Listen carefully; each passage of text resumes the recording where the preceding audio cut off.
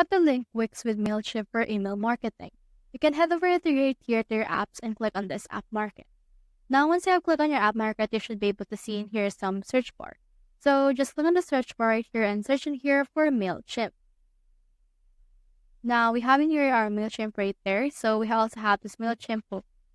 So you have the option to install which one you want for this case. So for this one, let's just choose this here Mailchimp, since this is actually the one that's free to install and doesn't require a site upgrade.